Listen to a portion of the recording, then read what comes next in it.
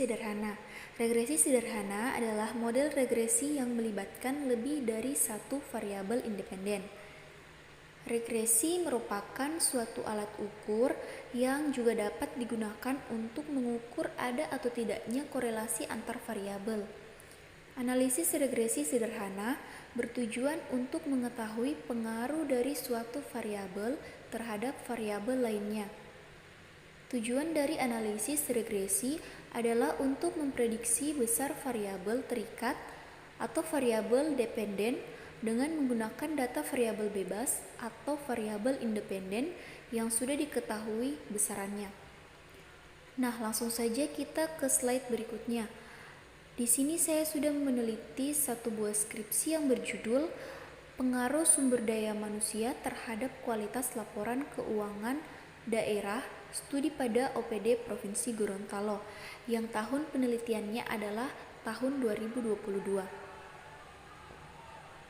Baik, langsung saja kita ke bab 1 yang berisi pendahuluan. Di sini ada berisi perumusan masalah. Nah, rumusan masalah yang ada di skripsi ini yaitu apakah sumber daya manusia berpengaruh terhadap kualitas laporan keuangan Provinsi Gorontalo? Nah, pentingnya rumusan masalah pada skripsi sendiri adalah sebagai pengarah tujuan sebuah tulisan ilmiah agar fokus terhadap pembahasan hal tertentu dan sebagai penguat suatu karya ilmiah agar tidak sembarangan dibuat, alias dibuat tanpa dasar yang kuat. Ke slide selanjutnya ada tujuan dari penelitian.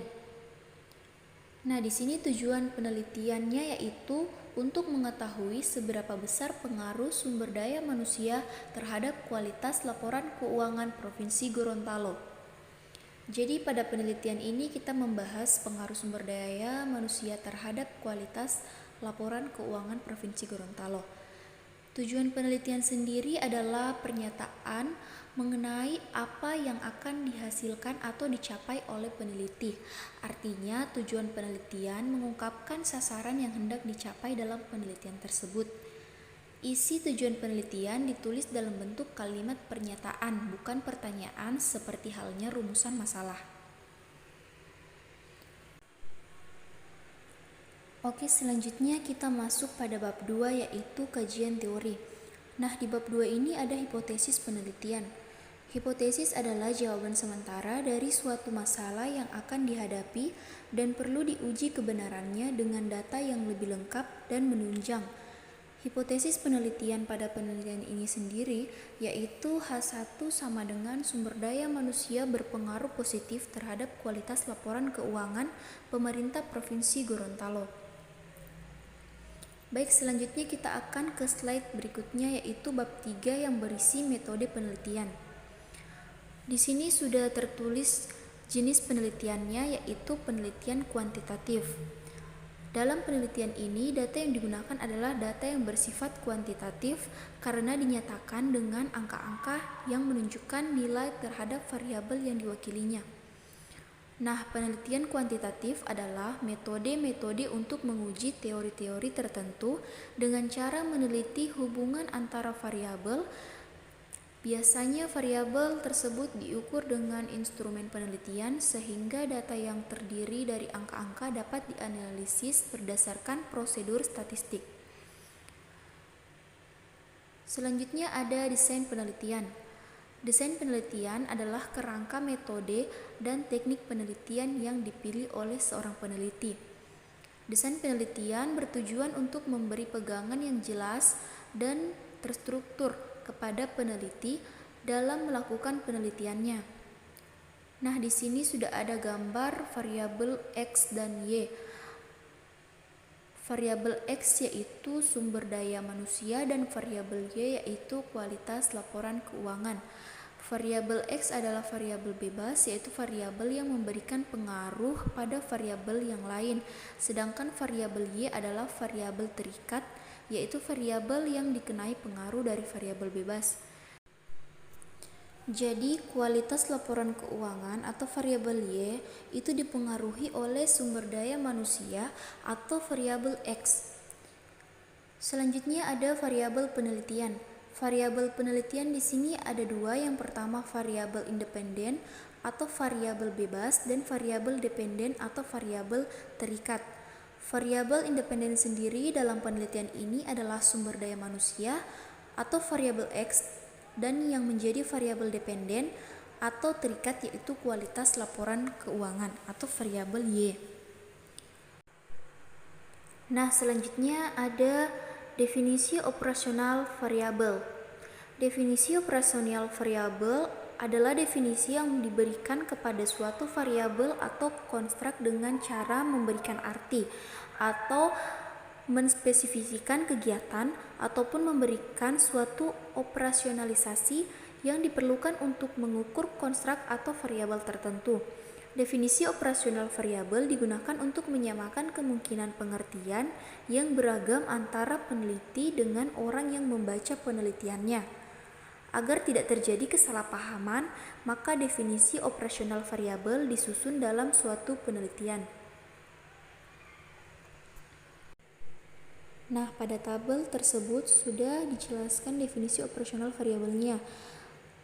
Variabel X atau kualitas sumber daya manusia, definisi operasional variabelnya, sumber daya manusia itu hanya ditentukan oleh aspek keterampilan atau kekuatan tenaga fisiknya saja, akan tetapi juga ditentukan oleh pendidikan atau pengetahuannya, pengalaman atau kematangan dan dari sikap serta nilai-nilai yang dimilikinya.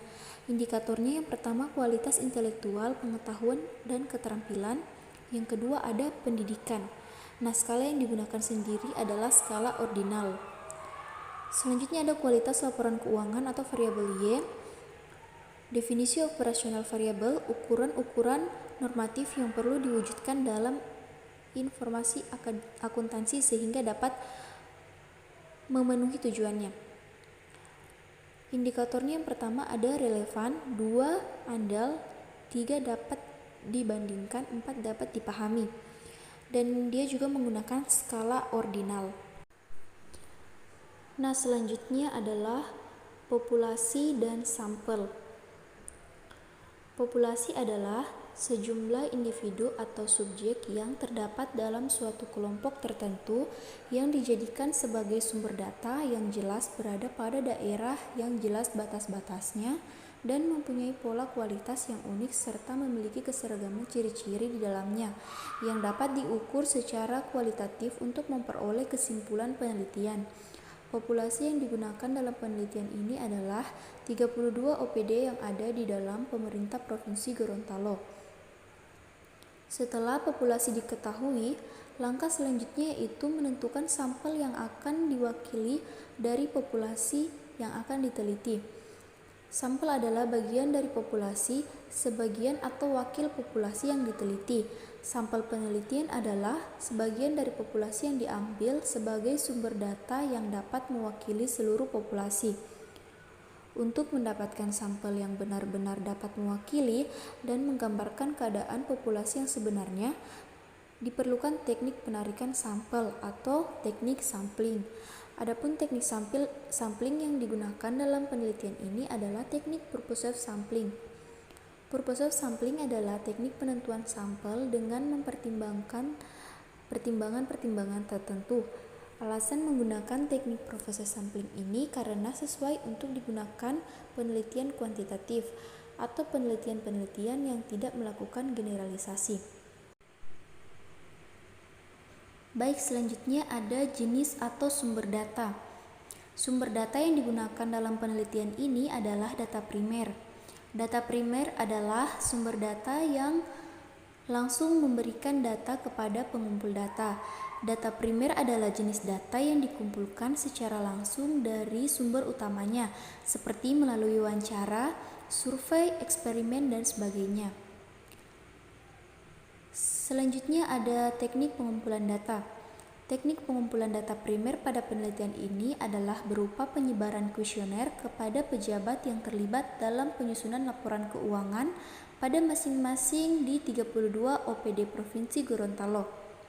Kuesioner adalah teknik pengumpulan data dengan cara peneliti memberikan daftar pertanyaan atau pernyataan yang tertulis untuk dijawab oleh responden.